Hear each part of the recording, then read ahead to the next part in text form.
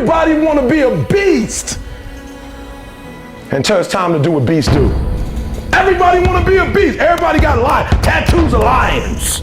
Lions all on their Twitter page, but everybody got the lion thing now. They tweet now. Roar. Yeah, Brian Russell. When I was playing baseball, Utah was in town to play the Bulls. They're practicing at the facility. I go over to say hello to John and Carl. And this kid, Brian Russell, comes up to me and said, "Man, why you quit? Why you quit? Man, you knew I could guard your ass. I couldn't, you had to quit." I said, "Carl, you need to talk to this dude, man." Nah, he's just a young rookie. But from that point on, he's been on my list. Stripped by Micheal, stolen by MJ. Bulls down 1. 17 seconds from game 7 or from championship number 6. Micheal against Russell, 12 seconds. 11, 10. Jordan a drive, hangs, fires, scores! He scores! The Bulls lead 87-86 with 5 2/10 left.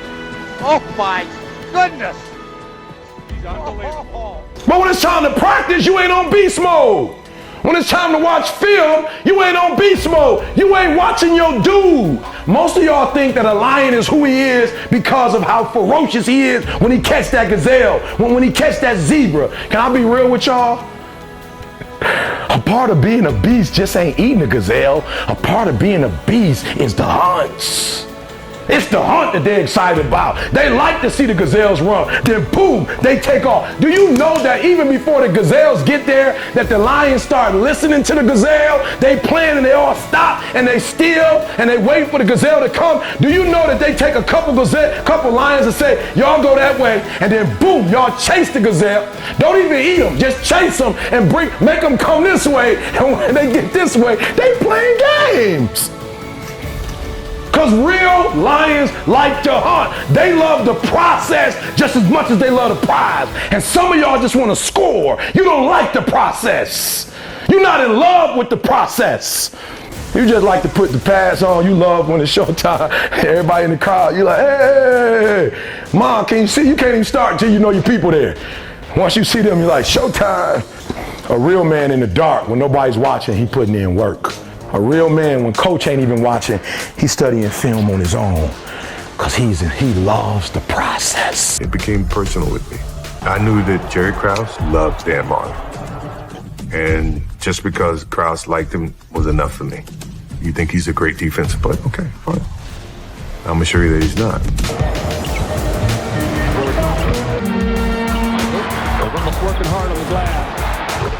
Do they know it? 5. Micheal does. Michael Jordan off the screen.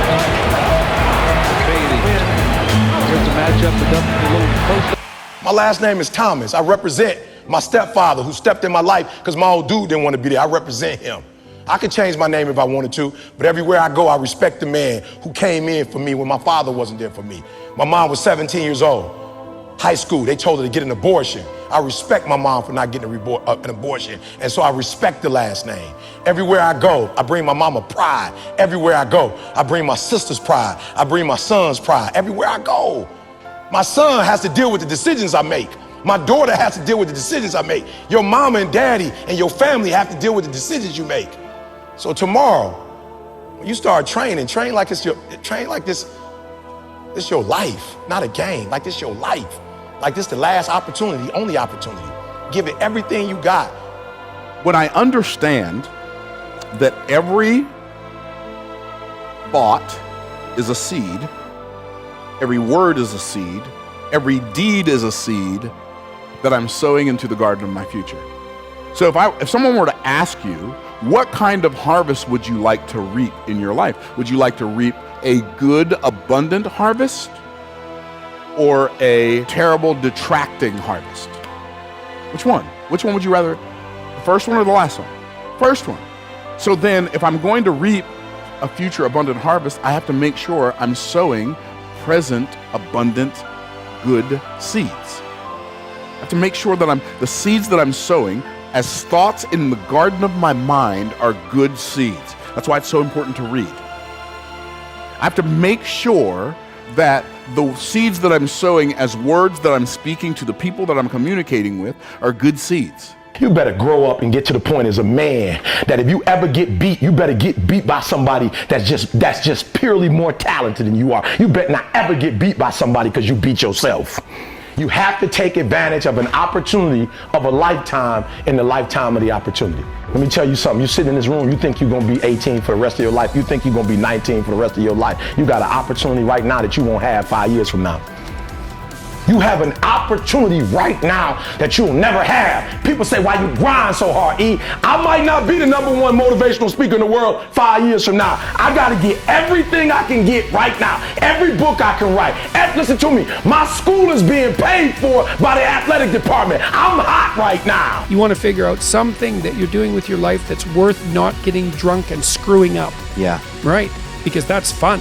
Yeah, you want to have something on the other side of that teeter-totter that has some value to you. You bet. And so that you can think, no, I'm not going to get drunk and screw that up. Right. Because, you might say, well, why do people drink too much? It's like, if you like alcohol, that's a stupid question. Yeah. Right? It's like, why do people drink too much? Well, because it's great. Yeah. It's like, okay, so why stop? Well, you do stupid things when you're drunk.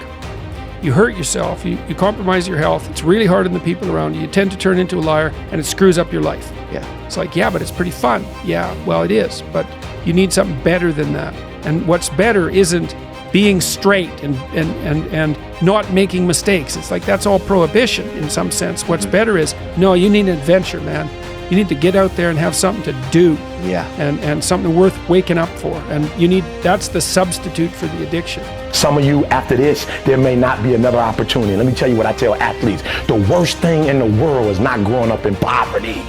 The worst thing in the world is growing up in poverty and coming here and getting worshiped and not taking advantage of this, and you gotta go back to the hood. That's the worst thing that could ever happen to a bro. Traveling and being in hotels and seeing the world and eating like you eating and not taking advantage of this and getting kicked out and going back home to the hood, being somebody that they talk about because you were sweet for 4 years. You better not lose this. This is an opportunity of a lifetime. Your grandma counting on you to do the right thing. Your mama counting on you. Your cousins, your brothers and sisters are counting on you to cash in on this opportunity. I want you to chant it out. This is it. Be phenomenal or be forgotten. 1, 2, 3. Be phenomenal or be forgotten. 1, 2, 3. Be phenomenal or be forgotten. Last time. 1, 2, 3. Be phenomenal or be forgotten. That's my time, guys.